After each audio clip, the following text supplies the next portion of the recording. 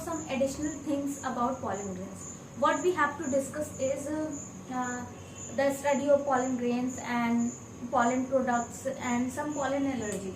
So let's start. First of all हम बात करेंगे pollen study के बारे में, ठीक है.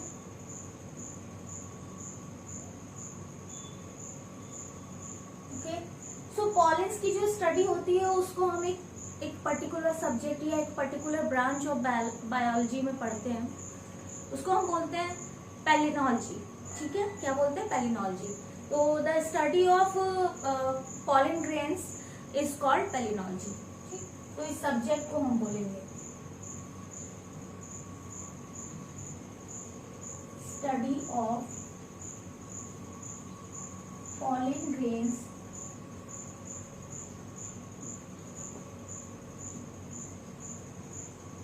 कॉल्ड, क्या बोलेंगे हम इसको? Palynology. Okay, if we are talking about palynology which is the a branch of botany, this branch that is palynology is subdivided into further branches, na? So there are two branches in which palynology is divided. First is basic palynology.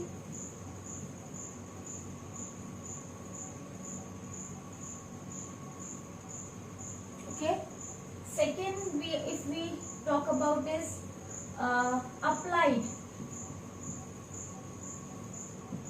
applied palynology. Okay, so देखो basic palynology में हम क्या पढ़ते हैं? Basic palynology is all about the morphological theoretical aspects of pollen grain. तो pollen जितने भी तरह के पॉलन ग्रेन्स हैं उनकी बेसिक प्रॉपर्टी या उनकी मॉर्फोलॉजी कैसी है, उनका एक्सटर्नल फीचर्स कैसा है, और उनमें जो किस प्लांट के पॉलन ग्रेन्स हैं, कितने अमाउंट में रिलीज होते हैं, कब रिलीज होते हैं, और उनके पूरा थियोरेटिकल कॉन्सेप्ट वगैरह सब कुछ जो है वो हम बेसिक पैलिनोलॉजी के अंदर पढ़ते हैं. Basic palynology actually main palynology है. बट अब उन पॉलेंस का अलग अलग फील्ड में कहाँ यूज होता है? भाई किसी हर चीज का कहीं ना कहीं यूज है ना, तो उनका अलग अलग फील्ड जहाँ पर वो अप्लाई होते हैं उसको हम अप्लाइड पैलिनोलॉजी में पढ़ेंगे. तो बेसिक पैलिनोलॉजी तो आप जान ही रहे हो. अप्लाइड पैलिनोलॉजी को समझ लो. कुछ ब्रांचेस में बता दे रही हूँ कि अगर कभी आता है टर्म तो ये पता होना चाहिए. टर्म भी पता चल जाएगा और आपको एक्चुअल में इसके थ्रू ये भी पता चल जाएगा कि पॉलन ग्रेन्स का यूज कहाँ कहाँ पर होता है या पॉलन ग्रेन्स कहाँ किस किस फील्ड में हेल्पफुल है. ठीक है, सो थोड़ा सा डेफिनेशन लिख लेते हैं इसके बारे में तो बेटर होगा. ठीक, तो यहाँ लिख लेते हैं बेसिक पैलिनोलॉजी में स्टडी ऑफ पॉलन मॉर्फोलॉजी. ठीक है, study of pollen morphology and it's theoretical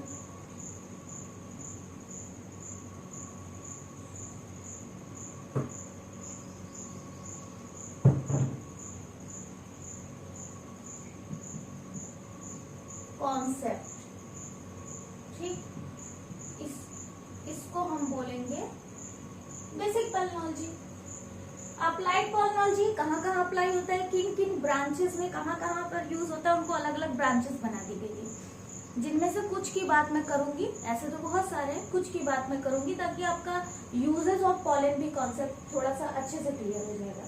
तो सबसे पहली बात जो मैं यहाँ करना चाह रही हूँ, फर्स्ट इज पैलिनोलॉजी.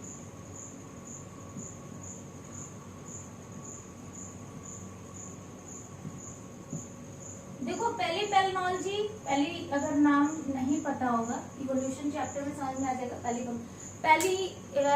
पैलियोबॉटनी एक अलग ब्रांच है बॉटनी का जहाँ पर हम फॉसिल्स के बारे में स्टडी करते हैं. ठीक है, तो पहली पैलिनोलॉजी, अगर पहली वर्ड लग गया तो इससे क्या समझेंगे कि यहाँ पर हम फॉसिल पॉलन ग्रेन्स यानी फॉसिल फॉर्म में जो काफी टाइम से अर्थ के अंदर दबे हुए होंगे, वो जो मिले होंगे ना, तो उनका स्टडी, उसके थ्रू हम, उस पॉलन के थ्रू हम पूरे की पूरे प्लांट की डिटेल निकाल सकते हैं। ठीक है, आजकल ऐसी टेक्निक है कि हम एक छोटे से पार्ट से भी पूरे प्लांट की डिटेल निकाल सकते हैं कि वो कैसा प्लांट होगा, एंजियोस्पर्म होगा, जिम्नोस्पर्म होगा, वो सारी चीजें।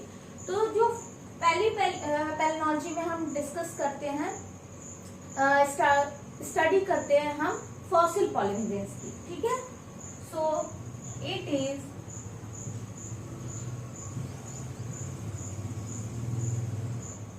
the study of fossil pollen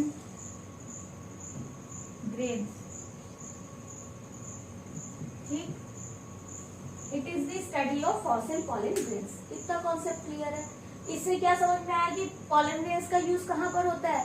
fossil study करने में भी, यानी हमको एंशियंट जो इंफॉर्मेशन है या पुराने टाइम की जो इंफॉर्मेशन है, इवोल्यूशन कैसे हुआ है, इन सब चीजों में हेल्पफुल होता है। उस टाइम में कैसे प्लांट पाए जाते होंगे, उस समय वो पॉलन ग्रेन्स कैसे हो, वो सारी चीजें उस टाइम को पूरा डिफाइन करता है। ठीक, वो आप बेटर समझोगे इवोल्यूशन चैप्टर में।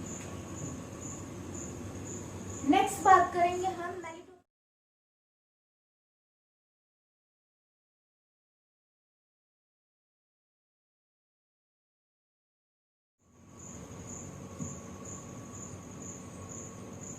मेलिटोपैलिनोलॉजी।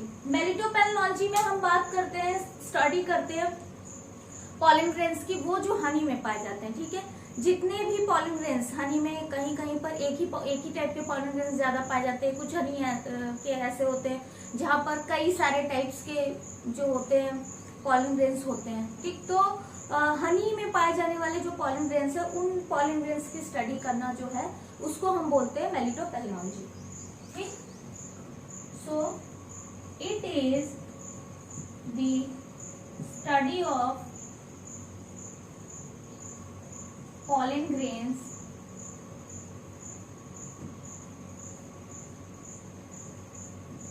found in honey। हनी में जो पाए जाते हैं पॉलन ग्रेन्स, उनकी स्टडी करना जो है उसको हम बोलते हैं मेलिटोपैलिनोलॉजी। एक और चीज समझ में आएगी, पॉलन ग्रेन्स और कहाँ यूजफुल होते हैं? हनी फॉर्मेशन में। ठीक, नेक्स्ट बात करते हैं इंट्रोपैलिनोलॉजी।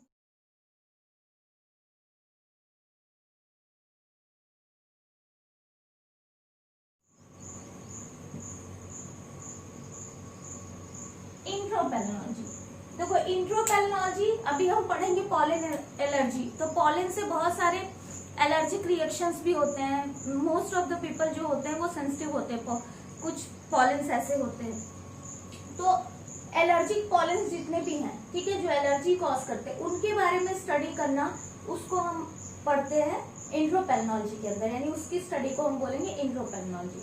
ये कॉन्सेप्ट क्लियर है? बहुत इजी है, फटाफट समझते जाओ।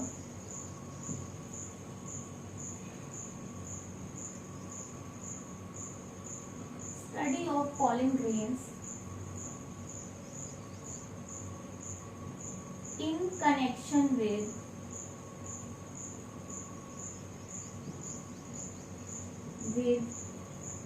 allergy, in connection with allergy। ठीक, अब बात करेंगे हम एरोपैलिनोलॉजी की। ठीक है, तो यही लिख दे रही हूँ, उसको समझ लेना कि ये अलग है। ठीक, एरोपैलिनोलॉजी।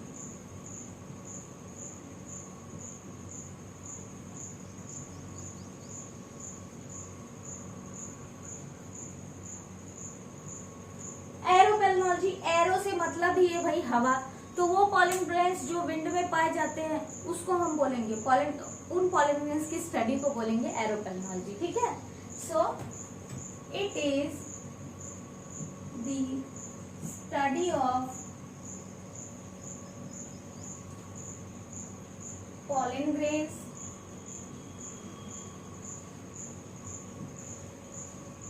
Present in wind. and these are the actual pollens which cause energy. Most of the wind pollens, if we talk, they are called aeroallergens. ठीक है, aeroallergens नाम बोलते हैं इनके लिए. यही मेन होते हैं जो एलर्जी कॉज करते हैं विंड में, जो हवा के थ्रू ही दूर दूर तक पहुंच जाते हैं. Because they are very light weighted, they are not so much weighted ना. अब एक और दो और ब्रांचेस समझ लो. नेक्स्ट चीज है हमारा फॉरेंसिक पैथोलॉजी.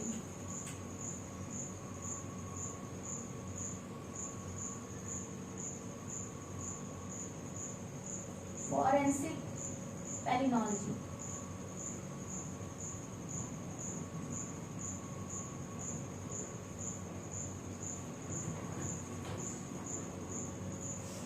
देखो, फॉरेंसिक पैथोलॉजी, फॉरेंसिक वर्ड से ही समझ में आ गया. फॉरेंसिक लैब में क्या होता है, जो भी डेड बॉडीज वगैरह होती हैं उनके बारे में स्टडी करना, क्रिमिनल केसेस सॉल्व करने के लिए पूरा उनकी स्टडी करना, कैसे क्या चीजें हुई, कहाँ कट लगा, कट ऐसा है तो किस तरह का, मतलब पूरी फॉरेंसिक स्टडी. पूरा एक ब्रांच होता है साइंस का. फॉरेंसिक के लिए ग्रेजुएशन भी करते हैं, एक अलग ही टर्म होता है मेडिकल का.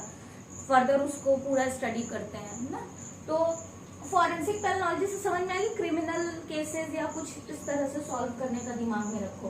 तो फॉरेंसिक पैथोलॉजी में क्या होता है, कभी कभी पॉलन ग्रेन्स जो होते हैं वो हेल्पफुल होते हैं. अगर कोई कुछ क्लूज मिल जाते सकते हैं. अगर कोई पर्सन ऐसे समझ लो कि मान लो कि कोई पर्सन जो है वो गार्डन में उसका डेथ हुआ, ठीक है, और उसको लाके किसी और जगह फेंक दिया गया, ठीक है, और उसकी बॉडी से पॉलन ग्रेन्स निकलते हैं. उसको किसी ऐसी जगह फेंका गया जहां पर उस पॉलन ग्रेन्स नहीं है, प्लांट्स नहीं है. तो एक दिमाग में हो सकता है कि पॉलन से हम स्टडी कर सकते हैं कि अच्छा ये किस जगह से, या उस लोकेशन को ट्रैक कर सकते हैं कि कहाँ का है, अननोन बॉडी है तो कहाँ का है. ये सारी चीजें बहुत सारे तरीके से हम पॉलन ग्रेन्स को हेल्पफुल मान सकते हैं स्टडी के लिए. तो क्रिमिनोलॉजी, यानी क्रिमिनोलॉजी मतलब जहां पर हम क्रिमिनल केसेस सॉल्व करते हैं, तो क्रिमिनोलॉजी के केस में पॉलन ग्रेन्स काफी हेल्पफुल हो रहे हैं. रिसेंट में देखा जा रहा है कि पॉलन ग्रेन्स हेल्पफुल हो रहे हैं. बहुत ज्यादा हम नहीं बात कर सकते कि बहुत ज्यादा हेल्पफुल है, बट हो रहे हैं. ठीक, so it is the study of pollen grains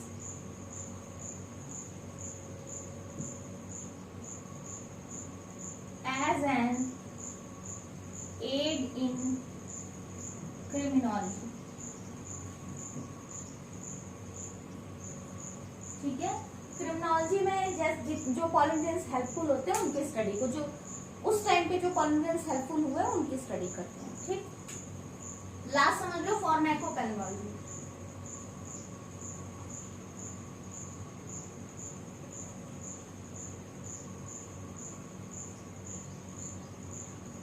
देखो, फार्माकोपेथोलॉजी क्या कहता है, फार्माको से वर्ड से मतलब ही समझ लो कि क्या होता है इसका मतलब. फार्माको वर्ड का मतलब होता है ये मेडिसिन से रिलेटेड. ठीक है, फार्मास्यूटिकल कंपनीज वगैरह जो मेडिसिन बनाती हैं. ठीक है, तो पॉलन ग्रेन्स, वो पॉलन ग्रेन्स जो मेडिसिन बनाने में हेल्पफुल होते हैं, जो कि एनसीईआरटी में ऑलरेडी दिया है कि पॉलन का एज अ मेडिसिन भी यूज किया जाता है.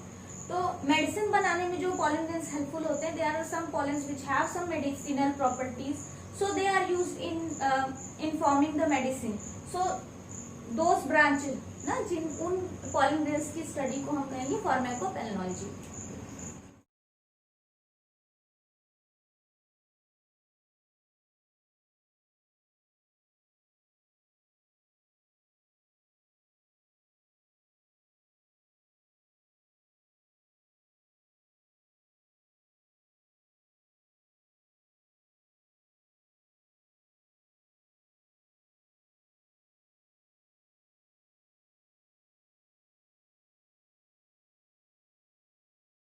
ठीक है, तो मेडिसिन में जिनका यूज होता है उनको हम फार्माकोपेथोलॉजी में पढ़ते हैं.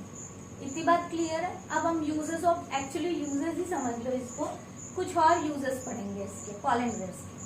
चलो आगे बात करते हैं. आगे हम बात करेंगे अब यूजेस ऑफ पॉलन. ठीक है, तो यूजेस ऑफ पॉलन पढ़ ही रहते हैं, कुछ और यूज समझ लो और कहाँ पर यूज होता है पॉलन्स का.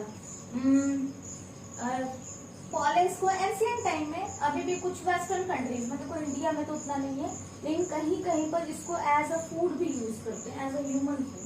सो यूज्ड एज ह्यूमन फूड, ठीक है, एज अ ह्यूमन फूड भी यूज किया जाता है इसको।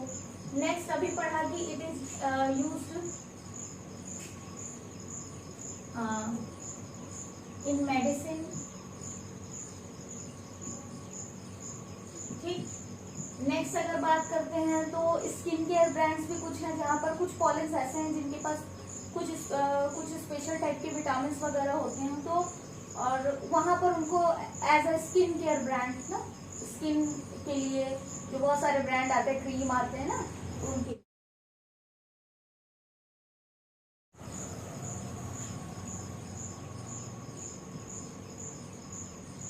Used as a skin care. कुछ का आप एनसीईआरटी में दिया है अभी पॉलन करके कुछ ऐसा प्रोडक्ट ना, तो समझ ही रहे हो। लेकिन हमारे कंट्रीज में अभी उतना वो एक्सप्लोर नहीं हुआ है, ज्यादातर वेस्टर्न कंट्रीज में यूज होता है, और वेस्टर्न कंट्रीज में भी अभी उतना एक्सप्लोर नहीं हुआ है जितना होना चाहिए फिलहाल में, बट हमको पता होना चाहिए इसके बारे में डेफिनेटली, ठीक है।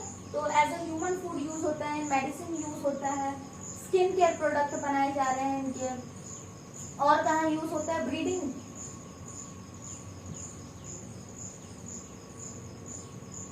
ये समझो भाई। देखो आगे एक चैप्टर पढ़ोगे जहां पर आपको पता चलेगा, जेनेटिक्स वगैरह पढ़ लोगे तब, तो वहां पर आपको समझ में आएगा कि एक्चुअल में या इसी चैप्टर में आपको एक टॉपिक आएगा आर्टिफिशियल हाइब्रिडाइजेशन। तो आपको पता चलेगा कि पॉलन ग्रेन्स को बाइसेक्सुअल प्लांट में भी हम क्रॉस फर्टिलाइजेशन करते हैं यूजिंग आर्टिफिशियल मेथड। तो आर्टिफिशियल मेथड यूज करने के लिए हमको पॉलन ग्रेन्स चाहिए। देखो कुछ पॉलेन्स ऐसे होते हैं जो लॉन्ग टाइम तक सरवाइव कर सकते हैं, कुछ पॉलेन्स ऐसे हैं जो भाई की दो तीन दिन में या कुछ घंटों में ही उनका फर्टिलिटी का जो प्रोसेस होता है, यानी जो फर्टाइल पॉलेन्स कहते हैं ना, तो उनकी जो फर्टिलिटी की कैपेसिटी होती है वो लॉस हो जाती है। लेकिन कुछ पॉलेन्स जो होते हैं वो लॉन्ग टाइम तक रह सकते हैं, लॉन्ग इन द सेंस बहुत लॉन्ग नहीं, लेकिन कुछ टाइम तक उनको स्टोर किया जा सकता है। तो ऐसे पॉलेन्स को स्टोर करके रखते हैं फॉर आर्टिफिशियल हाइब्रिडाइजेशन, फॉर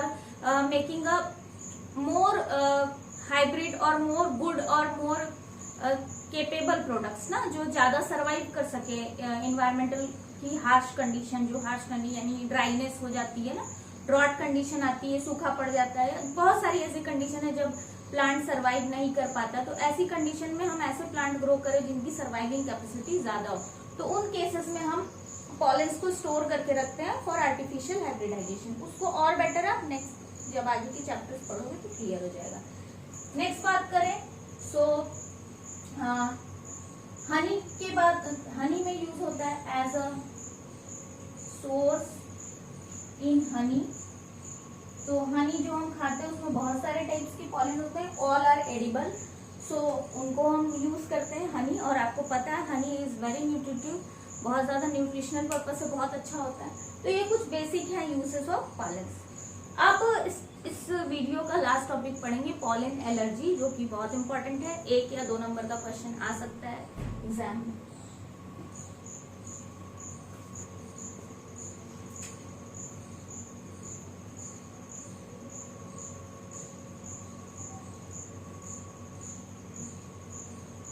देखो पॉलन एलर्जी, देखो एलर्जी क्या होता है ये भी आप आगे चैप्टर्स में पढ़ोगे, एंटीबॉडी वगैरह, लेकिन फिर भी समझ लो। देखो एलर्जी कुछ नहीं है, कुछ सब्सटेंसेस ऐसे होते हैं, कुछ केमिकल सब्सटेंसेस, कुछ चीजें ऐसी होती है जिनके अगेंस्ट जो होता है ना हमारा बॉडी जो होता है वो सेंसिटिव होता है, ठीक।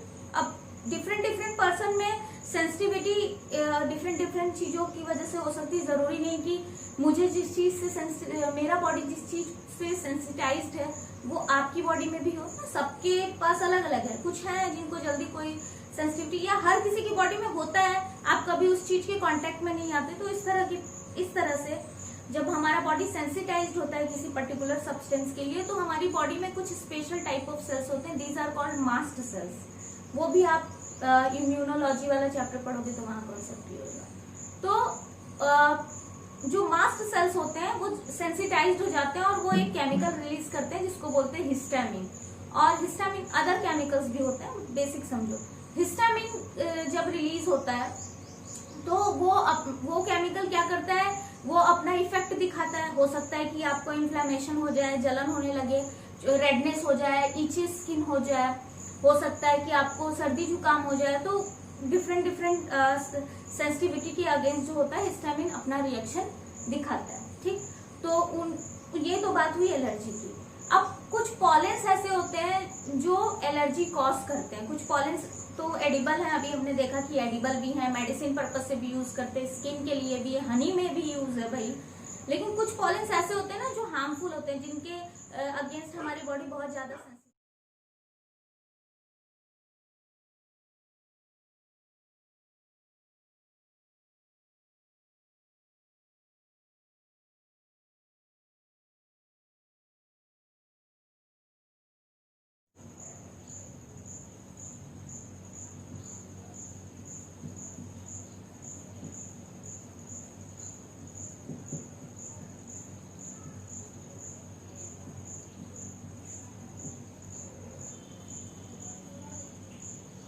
देखो, दो के बारे में हम मेनली डिस्कस करेंगे। जो हे फीवर, जो कि बहुत ज्यादा कॉमन है, एनसीईआरटी में दिया है, और एनाफाइलैक्टिक शॉक मैं आपको बताना चाहती हूँ क्योंकि ये एक्चुअल में काफी डेडली एलर्जी है। ठीक है, इंसान की डेथ भी हो जाती है इस केस में।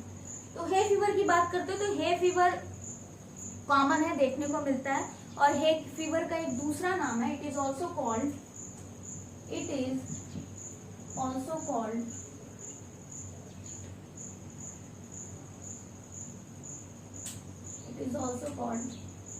allergic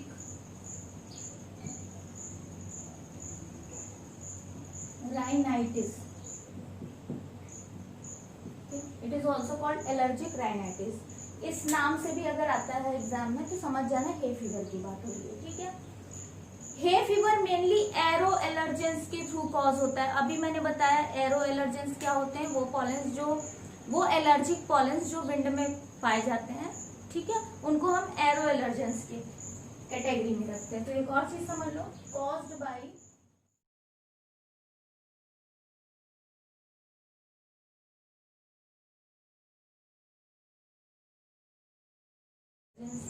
ठीक, सबसे कॉमन जो एरो एलर्जन है जिससे हे फीवर होता है, देयर आर टू,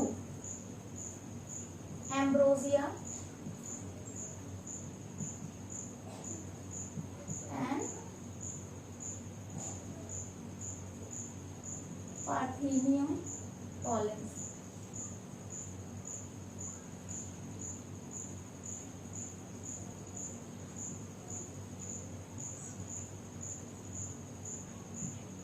ठीक है, सो एम्ब्रोसिया एंड पार्थेनियम दो ऐसे प्लांट्स हैं जिनका पॉलन ही मेनली हे फीवर कॉज करता है।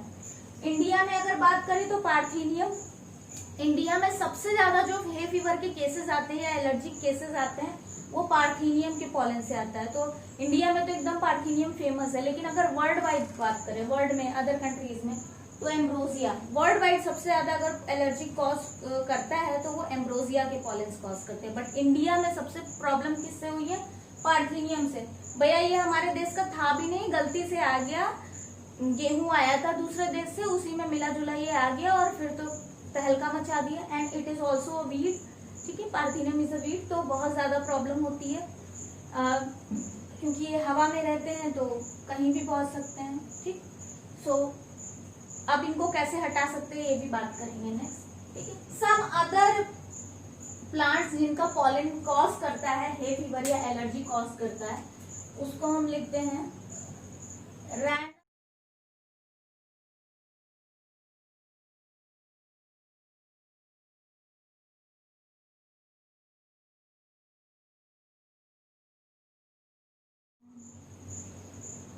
ईपीसी। ठीक है, तो कुछ ऐसे भी प्लांट्स हैं जो, इनके अलावा भी कुछ प्लांट है जिनके पॉलन से, लेकिन सबको उससे एलर्जी हो जरूरी नहीं, लेकिन मोस्ट ऑफ द पर्सन को एलर्जी होती है। अब हे फीवर में होता क्या है भाई, क्या हो जाता है हे फीवर में, इतनी प्रॉब्लम है तो देखो होता क्या है।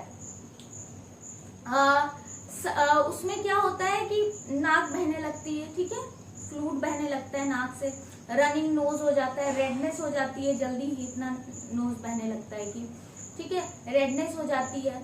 ठीक है, आंख में पानी भर जाता है, जलन होती है, और क्या होता है, सिर दर्द होता है। आपको पता है जब भाई इधर प्रॉब्लम होती है तो इधर भी प्रॉब्लम होती है ना, कफ एंड कोल्ड में। तो इसके बारे में भी लिख लो क्या क्या होता है।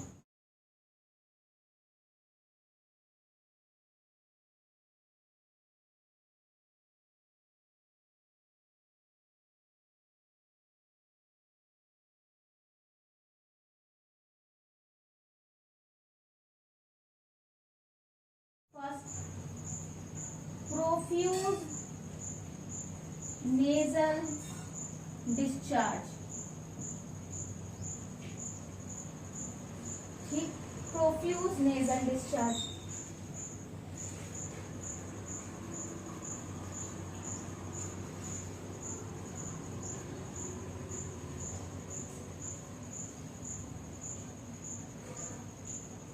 ठीक है, redness of nose. Next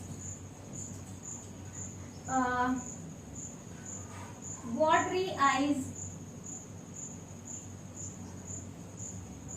watery eyes, ठीक।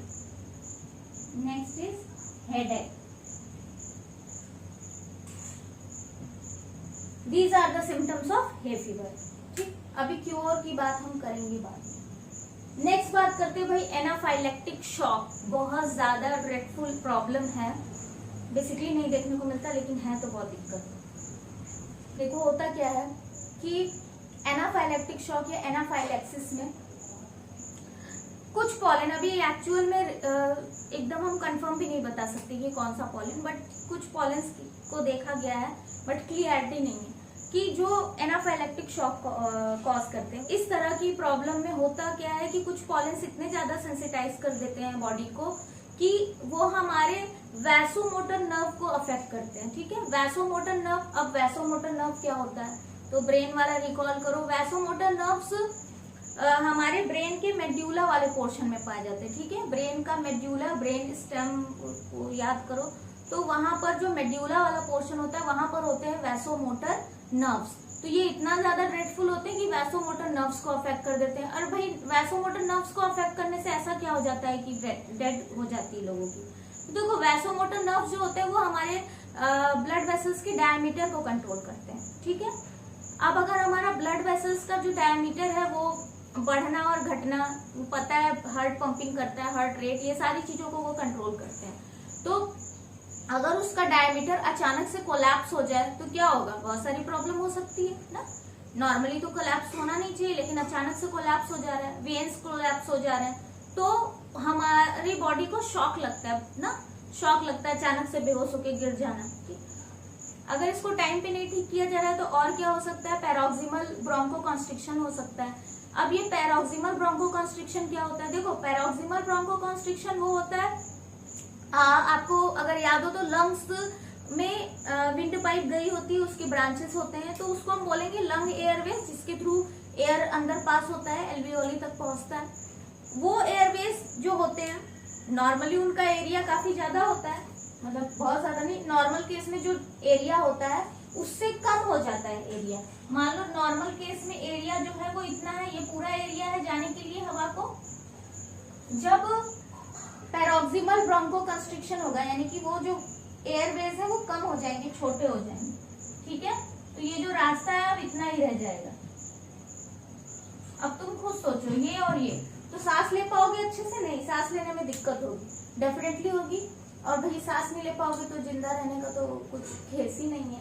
तो ये जो है ये काफी ड्रेडफुल, काफी ज्यादा खतरनाक है।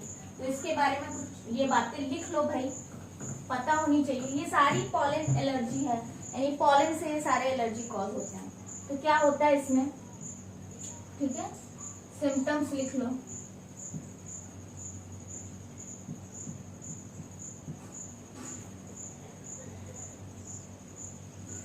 Vasomotor,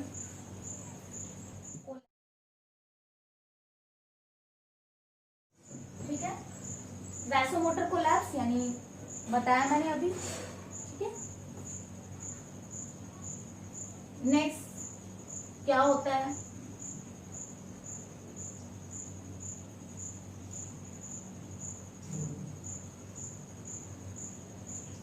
proximal Bronco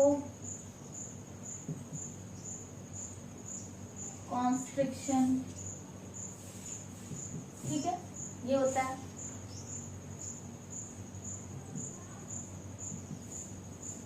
timely treatment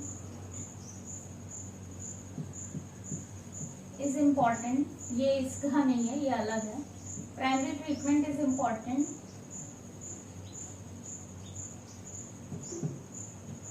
otherwise it cause death, ठीक है, अदरवाइज क्या होगा, डेथ हो जाएगा भैया, ठीक। इनके अलावा दो और पॉलन के थ्रू एलर्जी होती है, उनके बारे में भी बता देती हूँ। एक डिजीज है अस्थमा, पता ही है अस्थमा कॉज होता है सांस लेने में, ये बहुत कॉमन है, बहुत सारे लोगों को हो जाता है। नेक्स्ट अगर बात करते हैं डर्मेटाइटिस, ठीक है, डर्मेटाइटिस में क्या होता है, इन्फ्लेमेशन हो जाते हैं स्किन पर, स्किन, ठीक है। तो ये बेसिक, ये चार ऐसे डिजीजेस हैं या एलर्जिक डिजीजेस हैं जो पॉलन के थ्रू होते हैं, इसलिए इनको पॉलन एलर्जी के कैटेगरी में रखते हैं। तो एनसीईआरटी सिर्फ हे फीवर की बात करता है, मेरा मानना ये है कि आपको इससे ज्यादा जानने की जरूरत है। सो ये 4 हैं। अब बात कर लेते हैं भैया कि कैसे आप इसको यानी कंट्रोल कैसे कर सकते हो, ठीक है। तो यही लिख लेते हैं, कंट्रोल मेजर्स।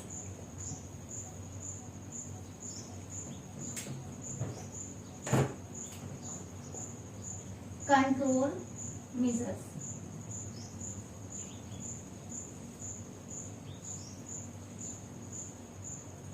कंट्रोल मेजर्स क्या क्या है, कैसे आप कंट्रोल कर सकते हो। देखो कंट्रोल दो ही तरीका है, या तो आप प्रिवेंट कर लो, यानी हो ही ना हो आपको डिजीज, ऐसा प्रिवेंशन करो, ठीक। या तो आप क्योर कर लो, जब हो गया है तो एक ही, भाई प्रिवेंट तो नहीं कर सकते, अब तो क्योर कर सकते हैं, ठीक। तो first is prevention, in case of anaphylactic shock you should prevent। second is cure। देखो प्रिवेंशन कैसे कर सकते हैं, प्रिवेंशन ऐसे कर सकते हैं कि भाई आप इसके बारे में आपको नॉलेज होनी चाहिए, आप इंफॉर्मेशन इकट्ठा करो कि कौन कौन से ऐसे पॉलन ग्रेन्स है। If your body is sensitised ना, पॉलन एलर्जी अगर आपको होती है देन, अगर नहीं है तो फिर कोई दिक्कत नहीं है। फिर भी most of these are weeds, तो आपको जरूरत ही नहीं है वीड्स की, आप हटा दो अपने आसपास के एरिया से। तो आप पहले ये जानो कि कौन कौन से ऐसे प्लांट्स हैं जिनसे एलर्जी कॉज होती है, उन प्लांट्स को, उनमें फ्लावर आने और पॉलन फॉर्म होने से पहले ही उनको हटा दो, ठीक है। वो आपके आसपास के एरिया में, पहली चीज तो आप ऐसी जगह जाओ ही मत जहां पर इस तरह के प्लांट है, अगर आपको एलर्जी है बहुत ज्यादा, ठीक। दूसरा क्या है कि अगर है तो भाई उनको हटा दो, ठीक। खुद नहीं हटा सकते तो किसी और से कह दो कि वो हटा दे। उन प्लांट्स को अपने आसपास के एरिया से एकदम, मतलब दूर दूर तक, वो आपके एरिया में ना हो, ठीक। दूसरा चीज ये कर सकते हो कि भाई कुछ ऐसे फिल्टर्ड एयर कंडीशनर आते हैं जो आप घर में हो तो वो फिल्टर करके हवा देंगे, लेकिन मेरा मानना ये है कि प्लांट्स को, इन तरह के प्लांट्स को हटा देना ही बेटर होता है, ठीक। दूसरा आप क्या कर सकते हो, क्योर कर सकते हो। क्योर कैसे करेंगे, कुछ केमिकल्स हैं जिनको आप अपनी बॉडी में इंजेक्ट करा सकते हो, खुद से नहीं, डॉक्टर के पास जाके, डॉक्टर के सजेशन से। तो दीज केमिकल्स आर एंटीहिस्टामिन्स,